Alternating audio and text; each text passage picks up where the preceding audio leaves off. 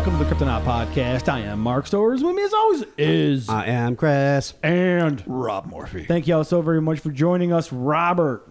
Patreon is something that we offer at patreon.com/Cryptonaut Podcast. We have some shout-outs to do for some good folks that support us over there. Without further ado, Robert, shout-outs. Fucking A. Wow, right in. Doing it. Let's begin with Michael Salandrea. Hell yeah, Michael. Thank you. That's a fancy name. That, you know what? He runs the cartel, but he's doing it because his daughter needs surgery. And he's only going to fucking run the drugs in his sweet, sweet polyester fucking, jackets and T-shirts, Don Johnson style, because he's retro hip. Oh, yeah. Until she gets that new eye and kidney. She needs both. Then she's out. But you know what? You don't get out that easy, Mike. You don't. That's the plot. He's like, no, you're not getting out. I'd watch that movie. Oh, I totally would. Yeah, totally. Definitely. Yeah. To Live and Die with Mike Salandrea. Thank you, Mike. We're moving on to Esme. Esme, what up? Esme. Oh, I like that. That's a pretty name.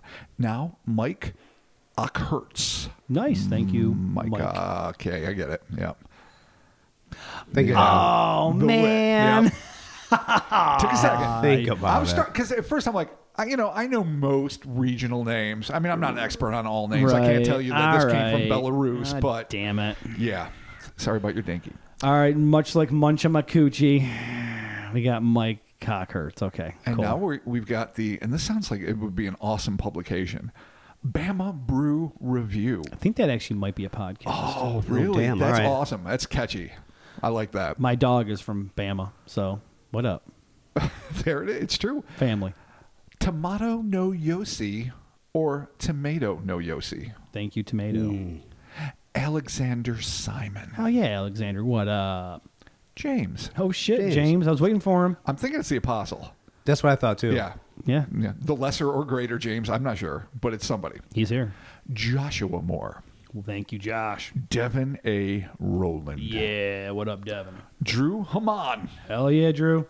Christian Canello. Hell yeah. We're going to wrap this up with, and this is a cutie one, another fish story. I like it. It's Thank you. That's you know what? But isn't it an indictment of us? Like we're manufacturing tales of hyperbolic grandeur just to entertain people? Yeah, we do. I mean, we don't make them up. They're really there. Yeah. But I add the alliteration and we add the fucking fun. So for sure. That's the way it is. But another fish story and everyone else and all the people that have already signed on and the people that will be read in the not too distant future. Thank you so much. Your support means the world to us. It helps us out immensely. It keeps us going. And honestly, it just makes us feel good. Yeah, no, we appreciate it across the board. Again, that is patreon.com/Cryptonaut Podcast. Also, too, if you go to cryptonautpodcast.com, I redesigned the website. You did. It is awesome. Oh, thank you. Thank you. I love it. There is a Patreon button right there. So you just, Ooh. boom, brings you there. In and out. In and out. Dang. There you go. We got a bunch of new features we're going to be setting up there. If anybody out there would like to be featured on the merch page, I'm doing like a listener gallery of all the listeners all wearing T-shirts. Seeing them in the swag. It makes me happy Oh, every yeah, time. that's dope. Yeah.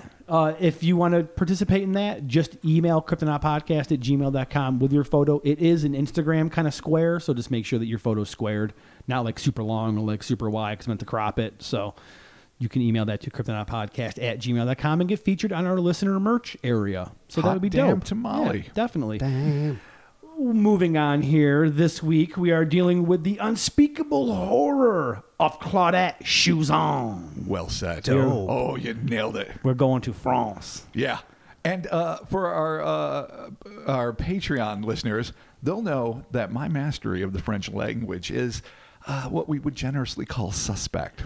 It might technically, on a scale of 0 to dog shit, be complete dog shit. Oh, no. It might be the maggots living in the cat shit beneath the dog shit. Oh wow. God. Oh, jeez. It's subpar. That's layers. I wasn't going to go that Beyond. far. I'm just saying I don't do French well. But I tried.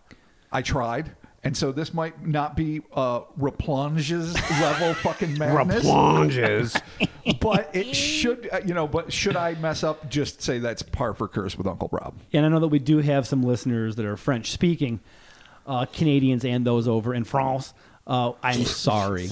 Well, When you say shit like that, you could have just said France, but you said, You instantly invoked Better Christ. Off Dead for me with the mom, French fries when the exchange student girl came over for dinner. French dressing. I love all of our Oh, God, French I know. speaking and French living listeners. Of You course. all are the best. Nobody lives in French, just for the record. They But when do. you're living in a state of French, you got no choice. You're living Listen, the good life. They are now. We are sorry for our pronunciation. Without further ado, in the late 70s, an experienced French rider mounted her favorite horse, had the foresight to take a spare, and called her dog to accompany her on a tour of her family's vast rural estate. Never once suspecting that her scenic excursion into the swampy wilds would become a week-long odyssey of terror from which some say she never fully recovered. You know, odysseys of terror Dang. are quite bad enough. Yeah. Without fucking adding the impediment of a non-recovery. Yeah, like 10 minutes of terror. Yeah. Is bad enough. Sufficient. Like, Let alone more than ample. an odyssey. Oh, yeah. No, an odyssey of unmitigated horror. Well, that's just Garbage. Yeah. That's like Texas Chainsaw Massacre Nobody level wants shit. that. You're right. But, you know, I mean, this is the with story. more French people and less chainsaws. more French, less chainsaws. There it is. There you go. All right, that Robert. that could be this pod's fucking theme from now on. That could be our tagline. Nice.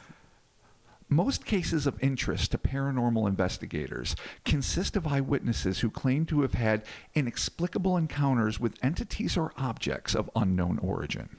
In these occurrences, it is up to said investigators to discover, to the best of their abilities, the truth in a given situation, isolating what they know as innocent misinterpretations or outright fabrications in order to present as complete and objective a picture of the almost always peculiar proceedings as humanly possible. At least, that is the task in most cases. There are, however, a merciful few cases wherein the core of the mystery lies not in the telling of the odd events or in the eccentric elements inherent to the incidents, but in the evidence which is left behind. In these rare proceedings, there are, for whatever reason, no eyewitnesses capable of telling their tales. Only a series of chilling clues that paint an aphotic picture of these eerie and unspoken events, forcing those haunted by these happenings to assemble the ambiguous puzzles, often in the dark, one unnerving piece at a time. The worst place to ever do a puzzle in the dark. Puzzles in the dark. Why would you want to do that? Oh, God. It's like an Italian horror movie, Puzzles in the Dark. It totally is. It's like shallow. Those fucking Completely. restaurants that used to you eat food in the dark or whatever. Oh, yeah. Oh, those What the those fuck? underground, like locally Syracuse, those underground basement, like love holes that are just red velvet shadows and candles, and you don't even know what's happening. Yeah, I actually used to work at Syracuse. It was dark as fuck down It was there. dark spot. It was Chuck a E. cave. Cheese. It was a kid. I know, surprisingly. Yeah, Chuck the E. dark Cheese. cavern of Chuck E. Cheese. Yeah. What are you thinking? Yeah, wood panel, 6 lumens. Like, it was terrible. It really was.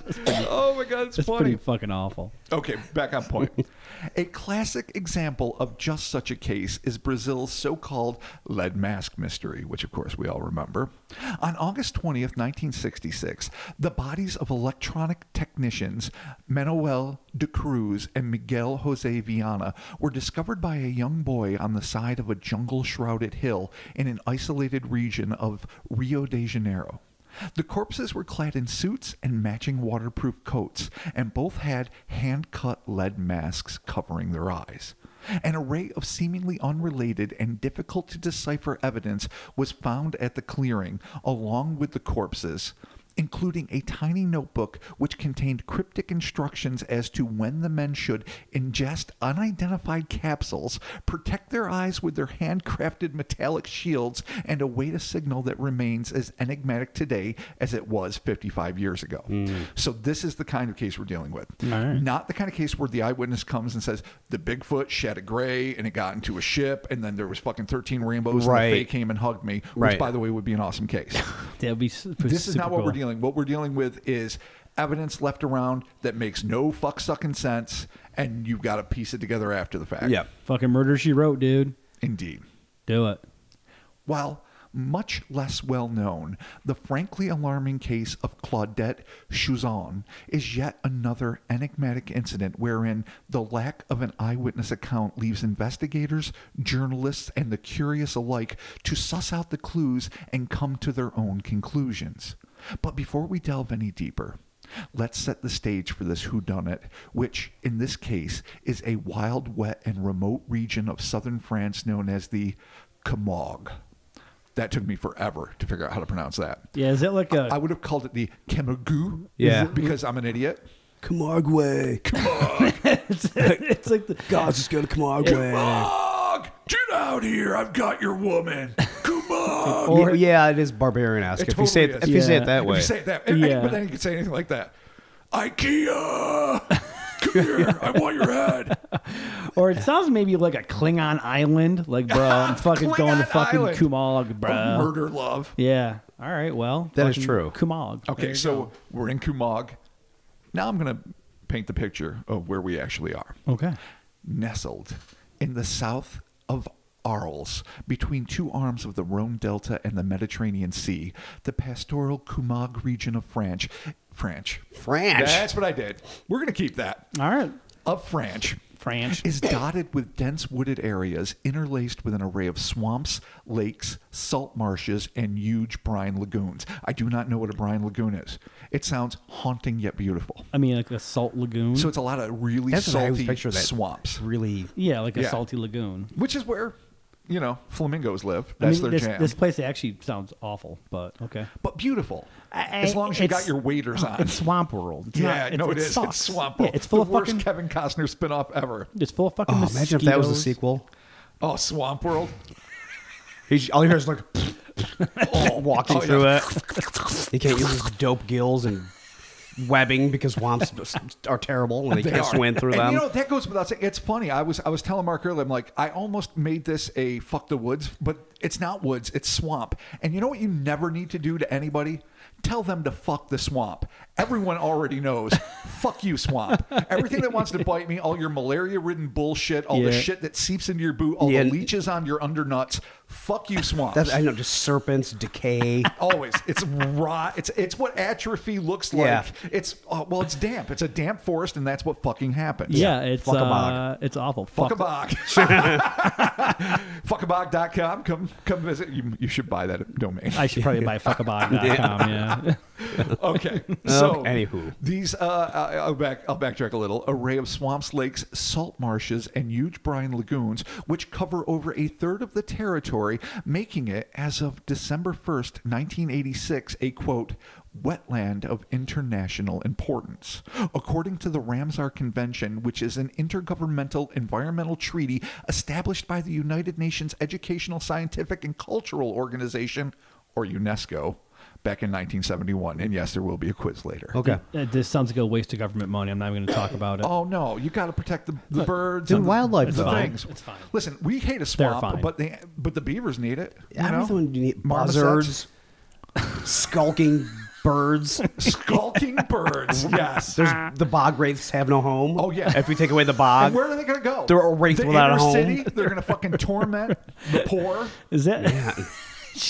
You have to go to adopt a wraith because they're fucking homeless. TopGoWraith.com. It's gonna be like that super fucking sad song, that Eyes of an Angel, with all the fucking the dogs. the that need Sarah to- McLachlan. Sarah Oh McLachlan. my God. But it's the fucking eyes But of it's a the bog bulldozing the wraith. cow. The black hellish pits known as the eyes of a Bulldozing a bog wraith. cow. It's in that fucking thing. It's fucking heartbreaking. It sucks. It's the worst. Ah, god damn it! I do get a little teary eyed when that comes on. But yes, the arms of a bog wraith. There it is. There it is. Having had this umbrella of protection for over 3 decades, this stunning yet shadow-ridden region boasts an abundance of wildlife and bog wraiths, as well as other, evidently more sinister entities. More sinister than a bog wraith. Yeah. Frustratingly, information regarding this case is scarce, and it is fucking scarce, with the primary sources being a pair of difficult-to-find accounts, one of which was a story written by Paul Pinn that allegedly appeared in a 1978 issue of the Fortean Times, and a piece by correspondent Derek Ward, who was reporting from Paris for London's Sunday Express. Nevertheless, as difficult as it may be to dig up the sources, the story that diligent, mostly amateur researchers have been able to piece together is as perplexing as it is anxiety-inducing. In his ominously titled article, quote, "Why She Can't Talk About the Horror on the Marsh," end quote, which I found partially embedded in a video on the Beyond Creepy YouTube channel, Derek Ward introduced the story, which took place sometime in March of 1978, like this. So now we're going directly to his source. Quote, "It was just after daybreak when attractive Claudette Souchon, 31, rode out from her farm deep in the heart of the wild Coumag marshes in southern France. Riding her favorite horse Lucky and leading a spare horse Tommy while her dog Spot trotted alongside, she was off on a 2-day tour of her land," end quote. How much? How much land do you have? Like, I think they have hundreds of miles almost. I guess I never considered bringing a backup Or horse. acres. I don't know. I wouldn't think of bringing a backup horse. No. I mean, on long treks, maybe I guess, that's what. yeah. I mean, is it so you're riding, really? or ignoring the bog race for a moment, you're going through the muck, the shit all, the fucking ham So that if is one- an eternal swamp. But if one horse goes down, what do you just leave it? Like, sorry, Lucky. That's what happens when a horse goes down. I didn't. Well, it's I don't know probably much about twice as horsing. hard, I would assume, to have weight on you going through a marsh. So she probably swaps them out. So Oh, one that might make sense too. one Or gets a one maybe break. has supplies. That's one of the problems. Yeah, that could be- of that could this be too. case, Okay. Is that there's no real follow up and there's no real detail. So Tommy could have been laden with tents and fucking water and Right. canned goods. Yeah, While that could Lucky, bore Claudette, and Spot was just splashing through the fuck all filth, fucking happy do to be you a put dog. the dog on the horse? No. Not unless I guess it's super deep. If it is super deep, and I don't know how big Spot is. I don't know what kind of fucking dog it is. Okay. We have no. If it's a little tiny baby dog, then I guess you carry it. But Yeah. I don't know. A solid farm reared individual would probably have a proper country-sized dog. But that's speculation. We Okay. don't fucking know. Okay, well, get that backup horse, boys. Let's do it. Okay. In his article, Ward continued, quote, "It was the beginning of a mystery which is baffling police, for Claudette simply disappeared somewhere in the area of about 400 square miles, which is sparsely populated and mainly famous for its wild horses. Police reckoned that somebody lost in the lonely marshes could wander around for days without meeting another person," end quote. Obviously an accomplished rider, camper, and outdoors woman, no one in Claudette's family was in the least bit concerned about her 2-day trek. But when she failed to return home on the third morning, alarm bells began going off for her mother. Not quite word enough to inform the police, the unnamed woman instead contacted her neighbors, other local farmers, and requested that they organize a search party to go out and find their daughter. So, I mean, that's just what neighbors do. It's a good thing, and it's good. The mother's like, "Oh no, just in case," and you get a posse of neighbors. It's old school. I love it. Totally. The searchers, understanding the potentially dire consequences of someone going missing in the untamed and water-pocked locale, wasted no time in mounting up their horses, and before long a, quote, "party of 30 mounted men rode out to try to pick up on her trail," end quote. But they met with no luck. It was a discouraging start to their hunt, but the following day would replace mere despondence with outright dismay. The following morning, 4 days after the last sighting of Claudette, the search party rode up on a small thicket of trees located several miles north of the Souchon farm, where they stumbled onto a grisly discovery: the brutally mutilated carcass of Claudette's beloved horse, Lucky. The men were stunned by the ferocity of the wounds, which Ward described, stating, quote, "Its body had been savagely ripped open," end quote. Though they searched the area, there was no sign of its rider. Horse mutilation, never good. Never good. Never good. It's never once been good. I don't care if you need glue really bad. It's a bad Well, scene. that is true. The Godfather taught us. Oh, well, yeah. Not good. The horse head in the bed it'll be a life-changing moment. Yeah. A pivotal shift in how you live your life from Yep. that second on. Totally. I hope it never happens to me. The searchers' concern for the welfare of the missing woman quickly devolved into outright fear, with some wondering if the same bestial beings who had slaughtered Lucky might not have done the same to poor Claudette. Of even more concern to authorities was that the perpetrator of this vicious attack had apparently not been a mere animal, but, according to the police chief, Commissioner Jean Denard, quote, "The wounds on the dead horse were horrific, but it was not attacked by an animal, for there are no claw marks," end quote. Did we jump the gun with chainsaws? We might have. I mean, so the only thing, I mean, this is days after, yes? By the time This would be the So- third they're or there, fourth yes. day. So the horse was dead, I guess, maybe 4 days, 3 or 4 days, because we don't know. We don't know what day the horse was killed. But let's assume maximum 4 days, minimum a day. Sure. Okay. Sure. I mean, I guess it could have been picked over too. I guess there's no way to really tell. Yeah, I don't know if there's any big predators living in this like super marsh. Mm-hmm. I mean, there's these beautiful white wild horses that the place is legendary for. There's flamingos, another thing. Of course, they love the brine. Everything. Well, You know, the flamingos. flamingos They're are dirt bags. killers. They're beautiful. Yeah, they're beautiful, malicious slaughter birds. Of shrimp. Yep. Mostly, or whatever they eat. The thing I love about flamingos, not to digress too much, is that they're pink because of what they eat. If you feed fucking flamingos blue shit, flamingos as I call They're them, blue? they're fucking gonna be blue. The thing that I love about do it. Flamingos by Rob Morphy. Welcome to my TED Talk. Oh boy, can you imagine? Oh, I'm gonna give a TED Talk someday. You guys mark my fucking words. My fat ass is gonna fucking go out there and I'm gonna. Dude, I can't wait. I hope it don't makes know no what it's gonna be. sense. I don't even I think care. it'll be like Bigfoot string theory and the cello. That's what I'm. Yeah. Just some crazy And then, shit. and then Yep. Cunha Arkin. And then Cunha, There you go. and then various clips on the big screen. Or maybe he'll just be playing in the background and I won't Perfect. relate to it at all. I'll just let people interpret it. Yeah. Because that's how you time travel. All right. go. But I'm there. Okay. So, Jean Denard, the commissioner, also the police chief. I don't know how titles work for gendarme in France. Jean-Luc Denard. Jean-Luc Denard, was saying that although these wounds were horrific, I'm paraphrasing now, it was not attacked by an animal, for there were no claw marks. But that doesn't say what it was. Right. It doesn't say they were clearly knife marks. Was somebody using, I don't know, like a jagged, sharpened rib bone of What's a I mean? buffalo? I mean, we don't fucking know. All there is that he didn't see claw marks. That's the only. Exactly. But were they tooth marks? Apparently not, because then he still would. I mean, unless he's in the market for trying to, I don't know, scare the populace with like false killers. I don't. Right. There There could have at one point been claw marks. Yeah. Is the thing. Is he just Or could didn't see any. decayed, been eaten up. Yeah. That's again. All right. The fucking. Yeah.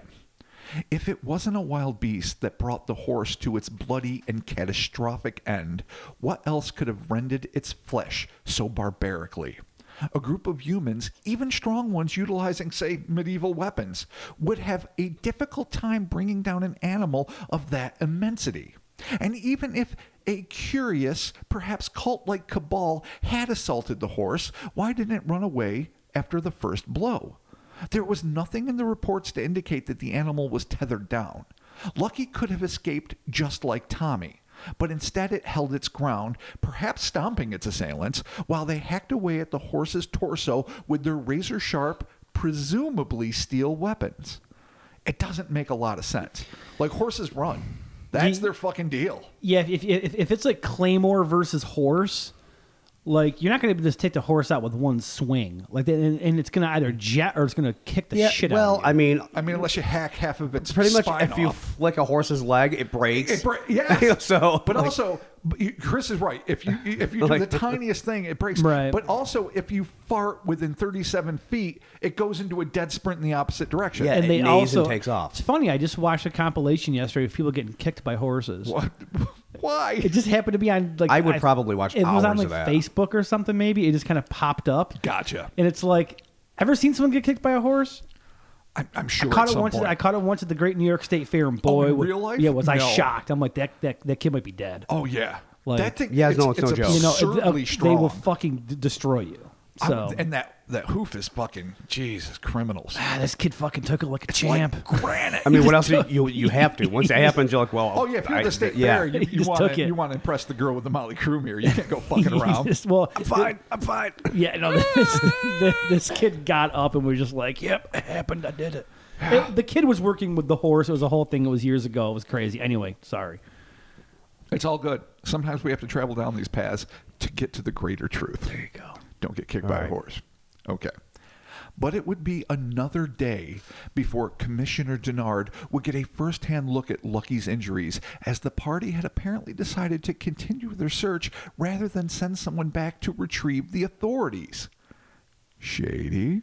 This is a typical bad storyline in a movie. Yeah. Yeah. Like there's 30 it's not like it's 3 guys and it's like, we'll send Pierre back and we'll fucking keep going. It's 30 fucking people. We You should can send somebody. 5 people back. Let's keep going. Fuck it. Yeah, she's been gone 4 days. The horse, well, the fuck. It's weird. So here's where I try to maybe help them out with an explanation. Perhaps after seeing the horse's mangled carcass, it was deemed too dangerous for anyone to ride out alone. There is, after all, safety in numbers. That's me doing my best to defend these guys, but again, you could send a couple. You could send 15 people. That's back what I if mean. You You can just send a handful, and that probably would have been enough to a safe journey back to stave off the battle vulture. The fucking Battle vulture! destroyed the horse. Oh, see, already the theories are great. I want to see some listener art of the battle vulture. Just saying. Oh my God. Just over the horse, just shredding it. All right. Either way, the searchers presumably continued their pursuit of this nature-loving heiress through the salt pans and swampy woodlands of Kumog until the darkness descended and they could no longer safely travel through the marshes, especially on horseback. The next day, just a few miles from where Lucky's carcass had been found, the search team came upon Claudette's spare horse. It seems so degrading. Spare, I know. No, he's a secondary horse. Tommy. I mean, he's there, but he's not my main horse. No. He's my spare horse. In his article, Ward wrote, quote, "It bore no injuries, yet was very frightened and barely able to walk." End quote. Yeah, I say walk. That's my deal. Those familiar with equine behavior have pointed out that horses tend to be skittish in nature and therefore spook easily and have a propensity to sprint off at the drop of a hat, as we discussed moments ago. Hence, it would take something unbelievably startling to petrify an animal into a state of unresponsiveness. Like a horse runs. To scare a horse so much that they're just sitting there like quivering. I mean, yeah, that's like Yeah, I don't know. Unless it's just too weak to do anything. So it's like, I guess I'm fucked. Right. Yeah. Like, I'm just gonna take it. And could just be. Go ahead, flick my leg. I agree with fuck my leg. I agree with Chris's assertion, and this is what I wrote. That having been said, one could argue that the beast was merely exhausted from running away from whomever or whatever had slayed its fellow steed. As always, the motivations of a horse remain its own. Nobody knows but Tommy. Nobody knows but Tommy. What Tommy was thinking. Yeah.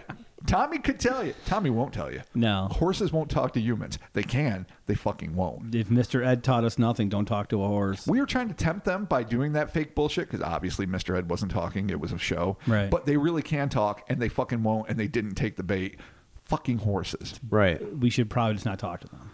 I don't anymore. Good. I didn't bother. I pretend like I always say how you want to be. Then I'm going to pretend you're fucking stupid and can't. Yeah, if you're not talking to me, I'm not talking to you. Exactly. Asshole. Fucking horses. Swear to the baby. Just say hi and walk away politely. I don't even care. do that. I Okay, don't. fine. I look at them. I'm like, they're like, they give me this look, like this plaintive look, like, can you give me some sugar cubes? And you know what I say?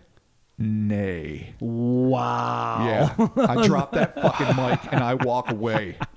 Nay. Fuck that horse. What the fuck, dude? This fucking horses hate you. Horses hate you. They do? Oh my God. Not as much as kites, though. It's true. Okay. Ward would go on to again speculate in a decidedly non-journalistic fashion as to whether or not Claudette would be found alive or if whoever had killed her horse had done the same to her. Evidently sharing the same concerns, it was then that the team abandoned their pursuit and contacted the local constabulary, who promptly took over the search for Claudette. Oh, cooler heads prevail. I mean, bring in the okay. fucking it's bring only in been 5 fucking days or however long. bring It's in the only constables. Death vulture or whatever you called it. The fucking The dead battle horse. vulture. That's Battle much vulture, better. Yep. Despite their numbers and training, the next few days proved to be frustratingly futile for the officers involved in the search. After the search party's discovery of both horses, the authorities could find neither hide nor hair of Claudette or her loyal pooch, Spot. Then, 7 days after she'd left home, in the hopes of enjoying a few days communing with Mother Nature away from the hustle and bustle of farm life, the police blundered into a burned-out clearing in the middle of some dense brush. The glade had clearly been set ablaze intentionally, and the officers, no doubt fearing the worst, set about searching for Claudette's remains. Although the investigation had now traveled over 100 miles from the Souchon farm, the police were convinced that this site was a part of the mystery of Claudette's disappearance. It turned out they were absolutely right. Though bodily remains were, mercifully, nowhere to be found, authorities did manage to turn up various articles of clothing belonging to Claudette that were scattered throughout the charred clearing. So these like half-burned, I don't know, a bra, a fucking blouse, jeans, I don't know what's going on. That's just fucking weird. In a circle, they don't say how big. My mind says like 10 feet. Could have been 20 feet, could have been 5. I don't fucking know. But a clearing demands at least a certain amount of space, I would think. Gotta be fairly big. Otherwise, it's just a little nook. A little burned out nook. Yeah. I don't know. AKA a campfire. So I go on to say, it was not noted if the clothes had been burned in the fire, but their discovery only deepened the mystery. A full fucking 2 days elapsed, and it seemed to the authorities as if the trail leading to Claudette may have gone permanently cold, when, from seemingly out of the blue, they caught a break in the form of a concerned woman who called the police to report what she referred to as a quote-unquote strange girl wandering near the town of Rodez. It would be understandable if the officers involved were reluctant to associate this sighting with the Souchon case, as the town of Rodez is located northeast of Toulouse, some, get this, 272 miles from her home. Nevertheless, officers were dutifully dispatched to the scene. That's a hike. Yeah, that's a long hike. Especially like without a car. Without a car, Or without a a horse. horse, I'm going to yeah. discuss that in a minute. In a fucking swamp. Okay. I mean, I'm sure there's dry patches here and there, but the fuck. Okay. The literal. Okay. In his news account, Derek Ward described what happened next, stating, quote, "It was Claudette. The police found her sitting on the ground, covered in mud, not moving, unable to speak, and numb with shock," end quote. Holy shit. All right. So she's just this little muddy mess on the side of the road. Oh, man. All right. It's weird. Her dog Spot had evidently endured whatever horrors had been handed to his master, and ever faithful, had remained by Claudette's side throughout her enigmatic experience, and now lay on the ground next to her, evidently hungry and thoroughly exhausted by their ordeal. So I guess point 1 for you, Mark. Spot stayed. Throughout whatever the fuck happened. That's right. The burning of the clothes, the slaughter of the horse. Yeah. It almost feels like the Stations of the Cross for like a satanic cult. Jesus. Oh, there. Now we bow to the burning of the fucking clothes. Here we pray to the slaughtered mare. You know, that goddamn Right. dog stayed with her. That's what dogs do. that's what fucking dogs do. I mean, you got to give Spot credit. Partially unclothed and coated in layers of grotty swamp muck, Claudette simply stared forward with a vacuous gaze, seemingly unable to register even the presence of the first responders, who were doing their best to talk and tend to her, prompting one officer to state that the woman had, quote, been turned into something approaching a zombie, end quote. Jesus. Due to her deadened behavior, the police officers at the scene assumed the worst and speculated that at some point during her unfathomably long journey, the unfortunate woman had likely been, quote, attacked and raped, end quote. Knowing that there was little that could be done for her at the scene, Claudette was swiftly whisked away to a nearby and exasperatingly unidentified hospital in order to receive proper medical care. Upon her arrival at the infirmary, the still semi-catatonic Claudette was rigorously cleaned by the nurses on staff and given a thorough examination. To their relief, the doctors were able to declare that there were no signs that the victim had been either physically attacked or sexually assaulted. But that left the medicos in a quandary as to what had happened to so traumatize this, until now, intelligent, outgoing, and vivacious landowner.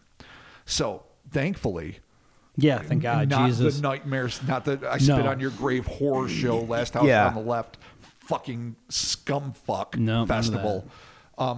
But still Something. severely traumatized. Something. Still Yeah, fucking something still something. happened, yeah. That just really fucking threw her for a terrible loop.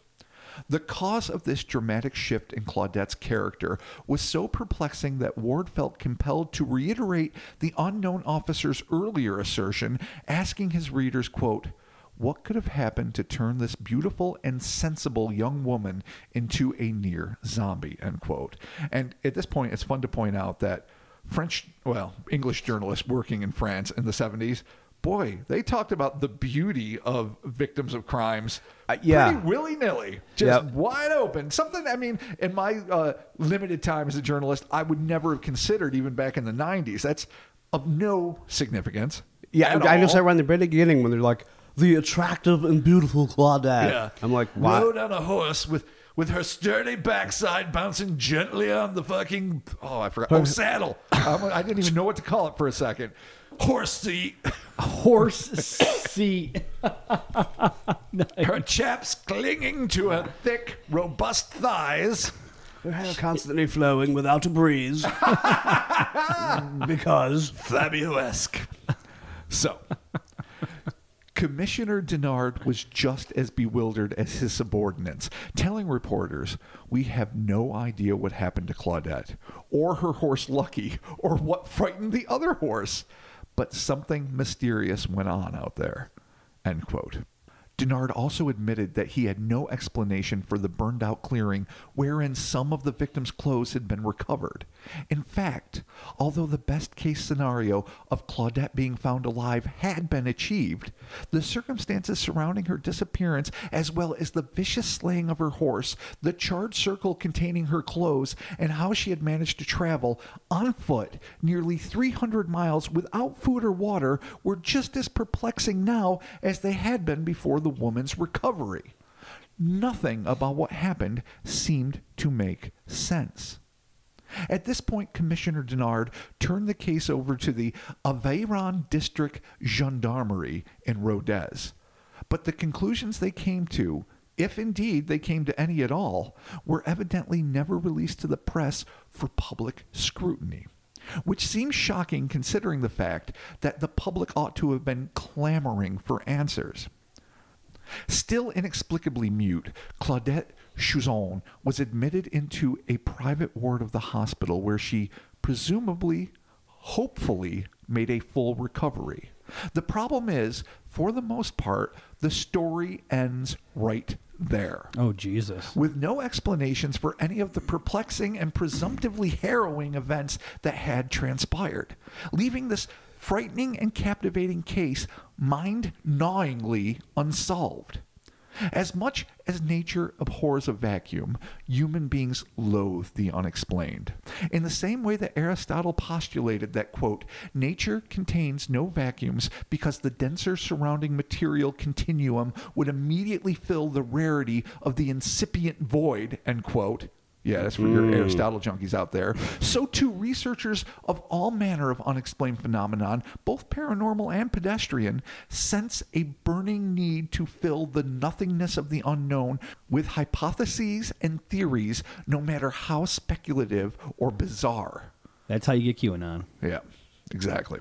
And as intriguing a case as the Claudette Souchon disappearance most certainly is, almost as notable as the crazy facts surrounding this case are the glaring hunks of emptiness that continue to be as yet inexplicable.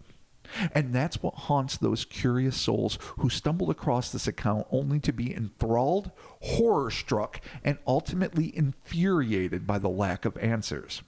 One such obsessive was a Fortean researcher and Reddit user named, quote, well, I don't have to quote it, Forgotten by God, all one word. Oh, that's a loaded username. There it is. Wow. I'm not here- dude. Whatever, maybe it was an existential crisis. There's a lot of Nine Inch Nails playing in that dude's house. Yeah, definitely. Yeah. And that's, that sounds like a Roman Catholic going through the inevitable purge. Or just a 15-year-old goth kid. That too. Yeah. And maybe it's one and the same. Anyway, Forgotten by God. And this is what he had to say on the subject. There's no record of Claudette Souchon ever speaking out about the bizarre incident. In fact, she seems to have simply slipped away from any media attention, perhaps because of whatever trauma she experienced. To this day, the mystery remains unsolved. End quote. That may be the understatement of the year, but that doesn't mean that speculation hasn't run rampant. In the comments on FBG's, Forgotten by God's post, a user named Orlarpennerf, I think I nailed that. Oh my God. Said about the incident, I know, it's beautiful. It's a LARPer who loves Nerf swords. Right. There's a lot going on there. Yeah. In Orlando, I mean, there's, regardless. Quote, if it is true, which I'm not sure it is, I think she may have accidentally hit a landmine. Oh. Remote and rural areas of France are absolutely full of undetonated munitions from World War II and sometimes World War I. If she was leading a horse along and it stepped on or somehow triggered a mine or unexploded grenade, that would have been extremely traumatizing. That's a pretty fucking solid theory. It's an interesting theory. And maybe it explains, like, because we don't get a description. Like, I talked about medieval weapons. I talked about knives, because when you hear about something savagely ripped open, an explosive device could also do that. Especially on the underbelly, if it's walking and just hit a landmine and explodes up, that would definitely rip everything apart. out. It might, Yeah. but wouldn't you see a nice divot You would in think, that fucking yeah. ground, a pretty decent sized one? Oh, but it's like in a super marsh. But then again, I don't know. Yeah. Let's move on before we get. I too assume deep. not every square inch of this is marsh. Oh no, right? no. So I'm there's assuming woods and I'm assuming too. I've never been to the Camargue, but yeah. Like, do they put landmines in marshes? I fucked if I Yeah, know, I but mean, I think pretty that sure would, you- I think that pretty would sure be you pretty could. stupid. I don't know. No, I mean, if soldiers have to march through there, of course. Well, you'd be Who more said they likely have to to? put it on the dry land that the soldiers are marching through to avoid. All right, let me finish. Yeah, this. I've never placed landmines, okay? I'm not the landmine expert here, okay? But you know what? Next week, I might be. Wow. Yeah. Wow. All right, so I guess Give me my landmines hobby. ahoy. That's all. Yeah, that's my gonna hobby happen. this week's going to be landmines. You happy? The Great Landmine Pod. You asked for this. This theory, you son of a bitch, was rebutted by a now deleted user who claimed, quote, "My immediate thought is that this was impossible. The Camargue is hundreds of miles to the south of the theater of war in both wars, and during World War II was well inside the area controlled by the Vichy Nazi collaborationists." Yeah. Oh, I've never heard that word. Yeah, me either. I would have just said collaborators, but hey, well done. Okay. Then I found out, articles seemingly only in French, that the Camargue was bombed by Allied aeroplanes as it held a concentration camp whose inhabitants were Roma, which was mistaken for a German base. So it is just possible, end quote. Interesting. So it's interesting to note, though, that this is, because I don't know the theaters of war in the two great wars and for any country, to be No. honest. I know it didn't happen in Switzerland. I know Spain avoided a lot of it, but had their own civil wars and did their own thing. But I don't know shit, really. I'll be honest. No, all I know is whatever's in Call of Duty. So if this wasn't an area that was, if it was occupied by the Germans, they wouldn't fucking mine, or their collaborators, their own area.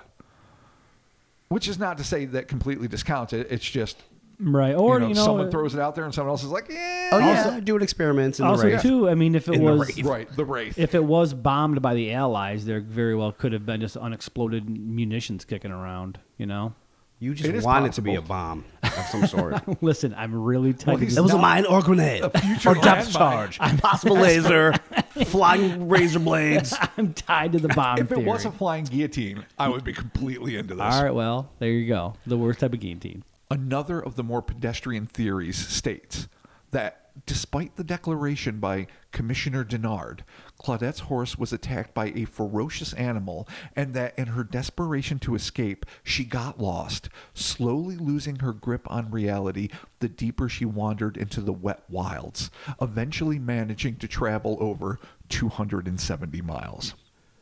While seemingly plausible, the one thing that gives me pause is that I can't help but wonder how far someone could travel on foot for 7, and some say 11 days, in a state of sheer panic, carrying only enough food and water to last 2 days, that is assuming it wasn't lost in the attack that cost Lucky's life. I can understand how Claudette might be in a state of shock following her ordeal, but what could send such an avid outdoors woman into a semi-catatonic state that lasted at least for days? It seems as if that would take a more substantial psychological trauma. Also confounding is the distance that she managed to travel. By all accounts, Claudette was fit enough to make a massive hike, but to do so while starving, dehydrated, not to mention wading knee to waist deep in muck and in a semi-catatonic state, how could any of this even be possible? And I just stand by that. I mean, any one of these things, how hungry would she be? She probably packed enough food to last her a couple days. Obviously, I mean, water. then again, She's not a fool. I think there's probably a point where she just went into. I mean, nothing says that she was catatonic right from one moment. No, agreed. Yeah. We Right. don't know when that hit. So, I mean, or what happened to trigger said state. She could have just She could have just been traveling for a couple of days. I feel like she going just straight. went into auto mode. If she's Yeah, experienced enough, she just got into a like. That's still a fuck sucking long way. I know, but I mean, I don't think I don't think it's necessarily unheard of though for I'm not people to saying unheard of. survive No, for I- that long. Like for Like, sure. I know that it's not enough time to starve to death. I don't know exactly how long it takes to die of dehydration. Maybe like 11 days, maybe less. I'm not an expert in that either, or any of this. But I know it's quicker than starvation. But Yeah. if you're terrified, if an animal that you have bonded deeply with and adore was mauled by something somehow, Right. and you're wandering, and then you manage to travel, well nigh 275 miles.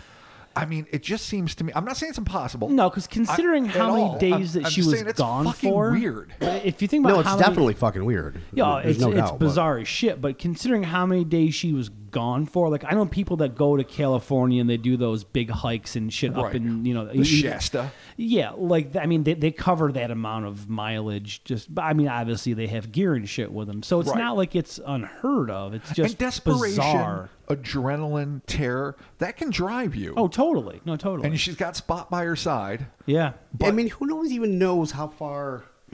Like they might have all been together farther down where she was, and if just one horse got spooked and ran away. But Chris, that's not the case because they found the carcass of Lucky just a few miles, I think, north of her Yeah. family farm. Right. And then the next day, and they only made it a few more miles, which that is due, I presume, to the rough terrain and the murky, the mucky terrain. They found Tommy, excuse me. Yeah. So these horses, she wasn't able to take the horse the bulk of those miles. One horse was dead and the other horse was found a few miles away. So I guess you can assume within 10 or 20 miles of her home, both horses were abandoned. One was killed. Based on the accounts. Oh, sure, that were but published. it doesn't necessarily. You don't really know the order of events. It seems just where Wait, they're you're saying, spotted. like she could have ridden Lucky down there, gotten dropped off. He walked back home and got killed. I mean, it's possible. You don't know how fucking. I mean, there's no evidence either way. Vultures work or whatever. I No, mean, there is. there's no trail of footprints saying, well, 3 becomes 2 tracks, or Right. 3 Agreed. farther on. So, I mean, it's just like, one of the billion unanswered questions, but I agree. yeah, where did one said thing happen? Did a couple said things happen? I don't think it's too out of the wheelhouse to speculate, at least this is what I'm doing, that the horse died, was killed by something. I don't know what. Oh, for sure. That triggered her into flight mode. There's the fight or fuck mode, and she was doing neither. She was getting the Yeah. fuck out of Dodge. Yeah. And that's what I assume happened. I don't assume she rode it and the horse went back and got killed, but I don't know. Okay. I think it's but for me, it's a solid. I'm comfortable with assuming that she was riding it. There was an attack of some sort. Who knows what the fuck happened? Probably the Millville Insanity Bird, fucking wanting to fucking know where the garbage can was. Where's the garbage can? And then she was off and running, and so was Tommy. Right. In another direction. She Yeah, clearly I didn't mean- have time to switch mounts. Mm-hmm. I mean, she probably would have ridden him bareback to get the fuck out of Dodge, because whatever happened to Lucky was terrifying, no doubt. But I know what you're saying, Chris. That's the whole goddamn point. We just don't know. All right, so those are some of the conventional theories. Less conventional theories that have been tossed around include the oft-postulated alien abduction scenario, wherein Lucky fell victim to the tragically all too common animal mutilators that descend from the skies, and Claudette and Spot were transported hundreds of miles from where they were via spaceship, whereupon they were deposited into the muddy marsh, resulting in Claudette's calamitous break from reality and subsequent zombified state. Again, that is just broad, rough speculation. That's Reddit. Broad and rough. Yeah. Broad and rough. And there's a place for it. Yeah. I mean, I can see where you say, like, oh, it was a long way. I mean, she was tough. She was used to the outdoors. She wasn't used to whatever fucking killed her beloved horse, but she was used to this shit. Right. So to be in such a traumatized state, something might have happened. Oh, she got Travis Walton, and her fucking Something. her baby got mutilated. Yeah. Other unorthodox theories were put forth by above top secret user counter-terrorist, Oh, boy. who speculated that Claudette may have been the victim of either a, quote, mind control experiment or, quote, unquote, psychic invasion. While I'm not entirely sure what constitutes a psychic invasion, I can't help but to believe that it involves dark wizards, ESP, and some truly twisted Cronenbergian touches that would make for a hellaciously disturbing movie. I think we can all agree with psychic invasion. Yeah, that's there. Okay. So Solid. mind control experiment, I don't fucking, I mean, You we're talking need to some have- MK Ultra, like the French government's like, we're going to find lonely horse riders. Yeah. We are going to fuck them up with LSD and fucking people dressed as bog wraiths. Yeah. Yeah. I mean, infantrymen in Well, sheets. I mean, if you're gonna hide some fucking crazy tech in a bog that just got triggered, Oh, yeah. that's true. Psychic invasion, dude. But no, Get we're on talking board. mind control experiment. No, at we're this talking point. psychic invasion. Oh, so you're saying it's the same thing? Same goddamn Oh, thing. so like fucking, the first Earth platoon when Yeah. they're remote viewing, Yeah. they're actually getting in your mind, Yeah. fucking with your mind. Like she came on, and instead of sentries coming out with guns and saying, "Miss, you're not welcome here. You gotta move on," because they're protecting whatever like super top secret UFO crash bullshit that they got there. They have psychics that are frontline guards that just fucking twist your memories, make you feel terror. She used a fucking branch to gouge holes in her dog, her fucking own horse.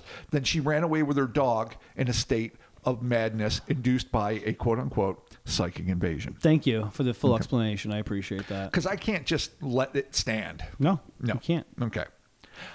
On April 4th, 2008, at 8:13 a.m., very specific, a researcher with the username Beamish posted on the ATS forum above Top Secret asking for help finding any additional information regarding this by now ice cold case. Revealing why he was so transfixed by it, he claimed, quote, "The reason I want to research this case is that there's something about this terrible episode that fascinates me. As far as is known, the cause of her disappearance and subsequent condition when found is still unknown. As far as I am aware, Miss Souchon has never spoken of it. Whilst the actual outcome of this event may well prove to have a far more mundane, but obviously nonetheless awful explanation, the circumstances of what must have been a terrifying sequence of events for Miss Souchon suggests that whatever happened to her may have been anomalous. The search party finding her horse having been killed violently alone indicates that we are not dealing with simple pranksters." I absolutely agree with that. And the zombie-like state Miss Souchon was found in also suggests that she had been through an immensely traumatic experience, one that literally caused her mind to turn in on itself. End quote. Intriguingly, Beamish added that he had actually made contact with the author of the Fortean Times piece on the subject, Paul Pinn, who, astonishingly, quote, "very graciously supplied me with all of the contact detail used back in the 70s. End quote. That's fucking a break. That is Yeah, really. Yeah, right. Holy shit. Armed with this incredible resource, Beamish was able to track Claudette, who at this point was in her early 60s, to a supermarket in France where she allegedly held a quote-unquote managerial post. So that's some good legwork there. Unfortunately, or perhaps fortunately, Beamish's humanity kicked in, and instead of pursuing his investigation to its natural conclusion, he made a fateful decision. Quote, I decided to halt my search, and for this reason. It occurred to me, what right did I have to pursue an event that I found fascinating, but to the person it happened to must have been awful? I have no moral right to potentially resurrect painful and traumatic memories in Ms. Souchon, especially just to satisfy my curiosity. So, end of research. I'm going to say solid decision because It's Yeah, that's- good. yeah. It's a good thing you he really did. don't want to dredge that shit up with people. If she Oh, wants to come out and no. talk about it freely, that's one thing. But just to go to the fucking supermarket and be like, "Hey, Miss Souchon," and fucking let's talk about some horrible shit that happened to you when you were young. Let's talk Like, about the Battle of Ultra. Yeah. Yeah, really. Let's like, get to the nobody point. wants to fucking do that. If we're going to be like dead up honest, that is not a good thing to do. no. It is hard. Whatever happened to her, I mean, if she was in that state for God knows how long, and I don't know what happened. Did the luster of the family farm, lose its magic? Like, why is she working the super? We'll get to all that in a second, or at least my speculations on that front. But well, shit, I'll just read. While as a card-carrying member of the human race, I most definitely applaud Beamish's change of heart.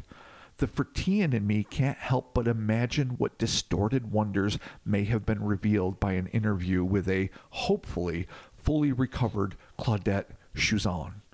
Was she working at the store because she could no longer bear to be in the country after her ordeal? Was she chased by a hairy bipedal swamp monster, or maybe surrounded by ravenous alien eels? Could she have been stalked by shadow people or haunted by Napoleonic specters? The mind reels at what might have been. And even if her explanation as to what happened were prosaic, at least we would have one less psychic leech sucking at our collective brain teat. Alas. It was not to be. Though many people seem to be under the impression that this case is little more than an internet hoax, the deeper we dig, the more clear it becomes that something actually happened in the vast morasses of the Camargue. Something dark and malignant, and at least for one unfortunate individual, utterly terrifying. All we can do is hope that Claudette Souchon, who, if she's still with us, would now be in her mid-70s, has finally made peace with the horrific calamity that befell her and her beloved animals in those vast, unspeakable stretches of putrid swamps.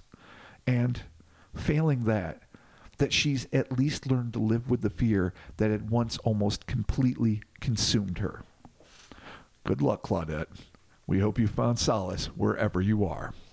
And that wraps up the story of the horrible, unspeakable nightmare that we still don't fucking know anything about.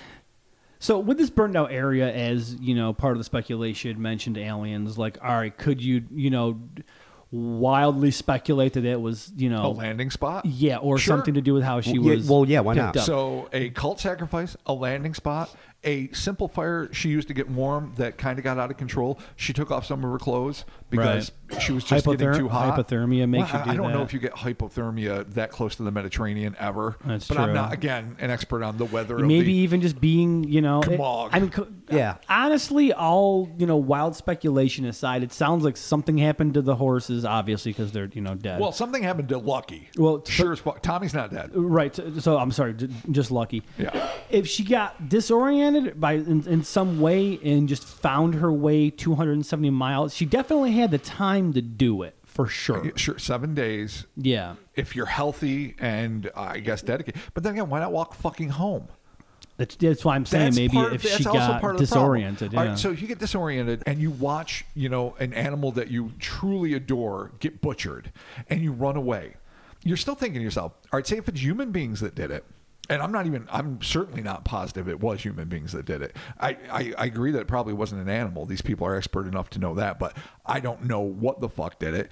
Probably human beings. I'm willing to say that because that's Occam's razor, but I don't know. So you see this animal that's more like a friend. I mean, I've known people, I mean, with dogs, with horses, that becomes like a family member. Right. Get just butchered before your eyes. You're going to panic. You're going to go out. That won't necessarily send you into a fucking, like, fucking, they're coming to get you, Barbara in Night of the Living Dead, where she was literally catatonic from the moment she arrived at the house till when her brother fucking killed her. That trope, that bullshit trope of the incompetent woman, that doesn't strike me as what Claudette is. So I would think that after running away in sheer terror from whatever the fuck was able to do this, she would try to make her way either to the nearest village, the nearest police station, or home. Home would Ending make up sense. fucking 270 fucking 2 miles away, half naked, slathered in mud, not able to address anybody. That to me that doesn't make a lick of sense unless she was being diligently pursued, and that increased her paranoia and fear, and she was not able to sleep and not able to eat, and in the briny fucking salt ponds, not able to drink even. Yeah. I mean, there's probably natural freshwater springs here and there, so I can't guarantee she didn't, but I'm just saying she was in dire straits. But the only way in my mind she ends up that fucking far away and in that state is if she was being chased.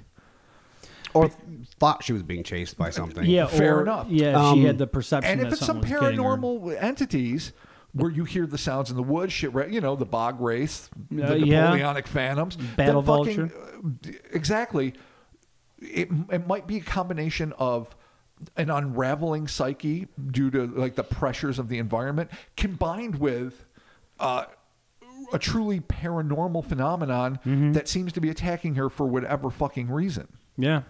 Or just a gang of fuck-alls that are constantly hooting in the woods, hacking their fucking, I don't know, dollar store machetes on shit, and just doing their best to intimidate. But what group of dudes are, sure, they're scumbags, complete, vicious, vile human beings that would absolutely rape and attack and do awful, unthinkable things.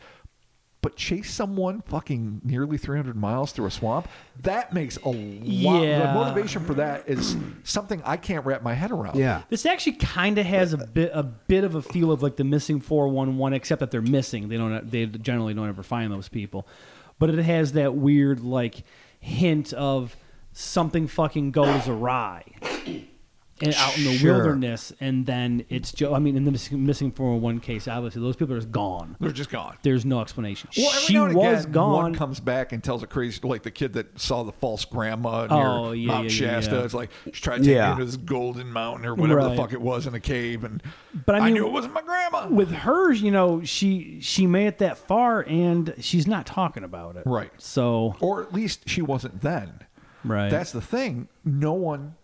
Not Beamish, not any other investigator I know. And it's an obscure case. You look it up, you're going to find 2 hits. And after this comes out, maybe 3. Yeah, It's scarce. And unfortunately, too, because you get like the internet sleuths on this with like Reddit, it's definitely going to start to take on a life of its own, like with the evil wizard attacks from the psychic invasion and stuff. So you're going to actually start losing. In all fairness, the evil wizard was mine. Oh, but sorry, yes. The psychic invasion and the military or whatever mental experiments, those were legit.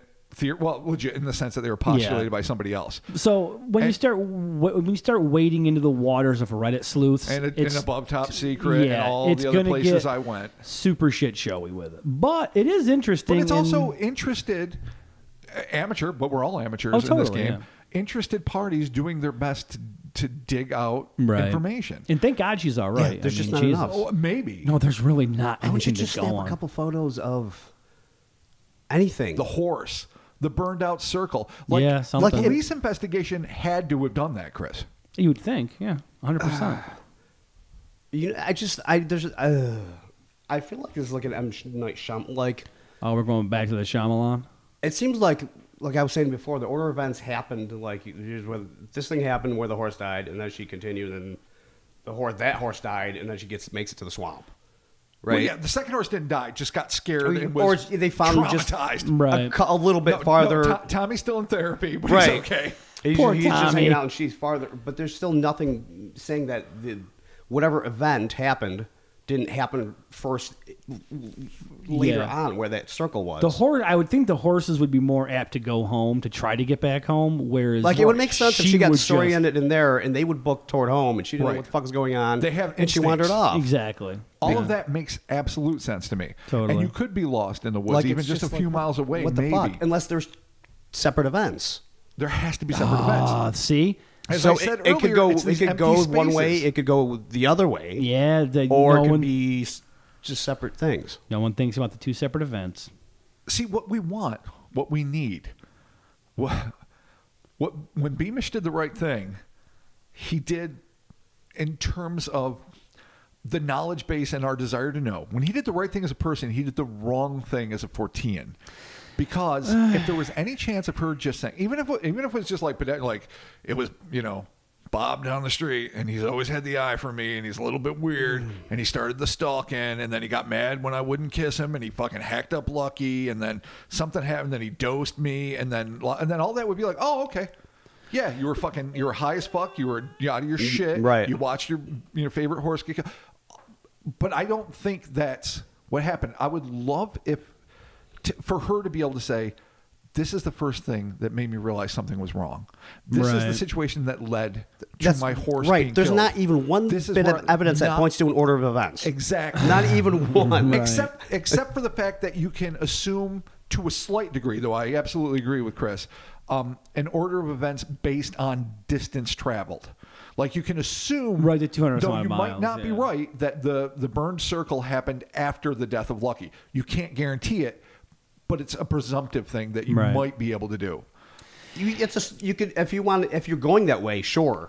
But it's still, yeah, you're right. It's still fucking guessing. That could be your starting point, or you could.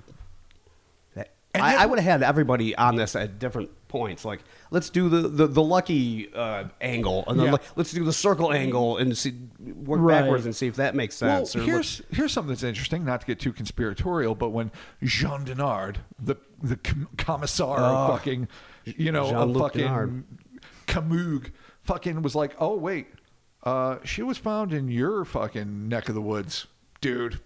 Case is yours. Like he pushed that shit off quick.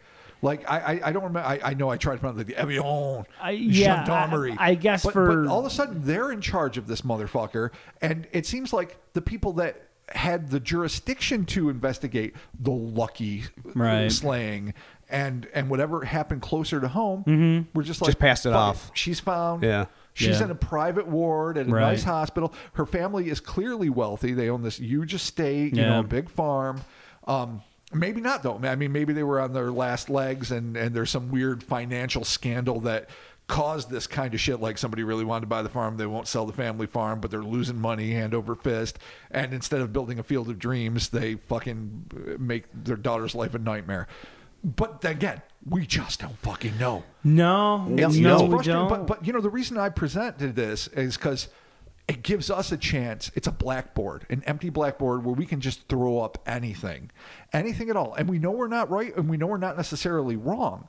Because, again, aliens, ghosts, the fucking possibilities vampires. are all there. Yeah. Jean Merlin taught me anything. Fucking twin vampires will sexy up and terrify you in the darkness of the swamps of Camus. I know it just could have been I don't know, man. The one-off Nazi tech that just fucking the one-off Nazi tech, random Nazi tech. But we can all agree, even though I talked about the Cronenberg aspect of how twisted it is, if during its prime somebody wanted to make an adaptation of it, if fucking Jesus Franco had fucking come out, Jesus. Not only would you get massive zoom shots on Bush, you would also get superfluous gore, and it would be so full of non sequiturs and illogic that it would actually be the best way to capture it.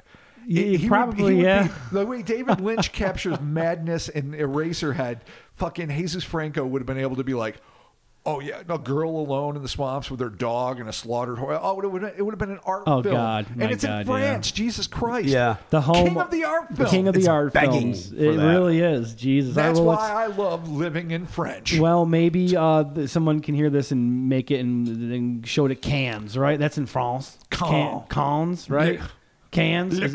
Cans? Dude, we know nothing. No, we don't. Nice. So there you have it. Thank you all so very much for joining us for the unspeakable horror of Claudette Souchon. TheHellerSpace.com. Check out them t-shirts. We got some things happening over there. The patreon.com/Cryptonaut podcast. $1 is the shout out. $5 is the shout out.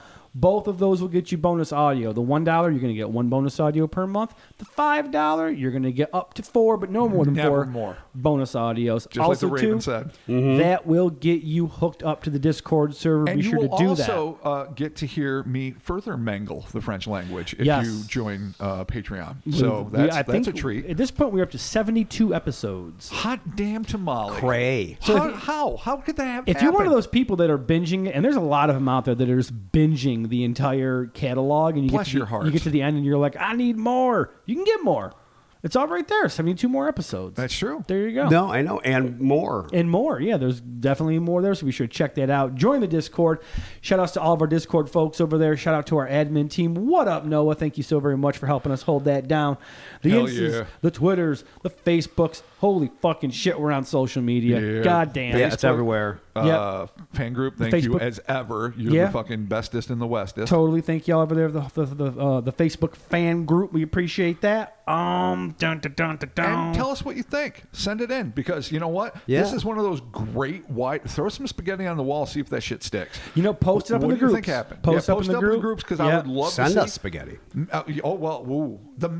The ingredients that we can make ourselves with your recipe, or listen, because spaghetti in the mail seems like a flawed idea. It sounds fucking awful. But dry pasta, you're just being grandma bummers. sauce and ice or something. If somebody fucking FedExes us a box of you can next day pasta. air some pasta. That's true. People send food all the fucking suspect. time. We might get fucking dosed and end up on our own Claudette. Got a care package from Louisiana Odyssey. once, and let me tell you, I know it was But legit. it was from someone you know, right?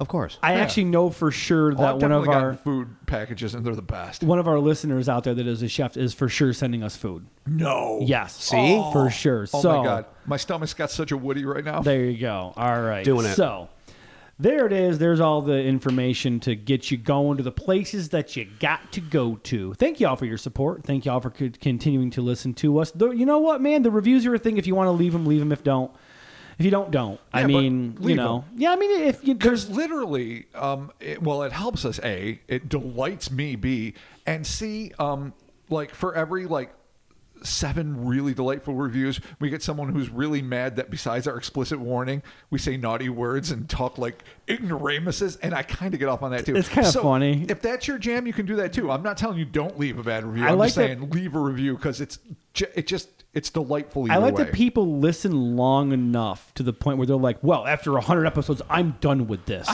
Like, you fucking psychotic asshole. I also love They hate listen. great story, nice chemistry. What the heck? I do. With your prison courtyard talk. I do appreciate the hate listens, because that's almost funnier. That's kind of It's delightful. like, we're literally ruining your day, and I fucking relish it. I think it's I great. love that people think that they should decide what our podcast is supposed to be. Oh, that's always the trick. Yeah, because those are the reviews that are the bad ones. Yeah. They're like, you're supposed to just talk about cryptids, yet you swear. Yeah. And talk about Doom too much. Yeah. I'm like, oh, I'm sorry. We should have asked you what we were to do for a podcast. Thank you, first. random What were we fucking thinking? iTunes user number, whatever. Right. Sorry, Hate Farm 86.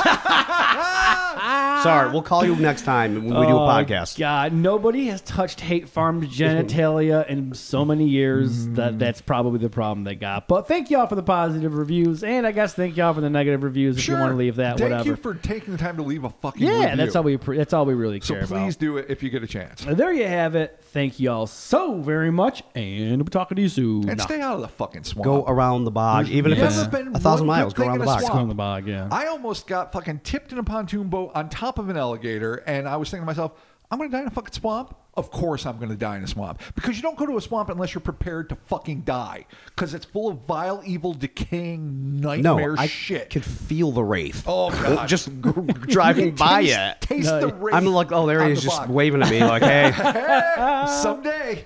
don't come near here. Oh, that's great. Yeah, fuck a swamp, man. Oh, man. We're never going to do a pod about fuck a swamp, because we all know. Fuck you, swamps. And that's when to grow on. Bye. Fuck you, swamps. Eat it. See ya.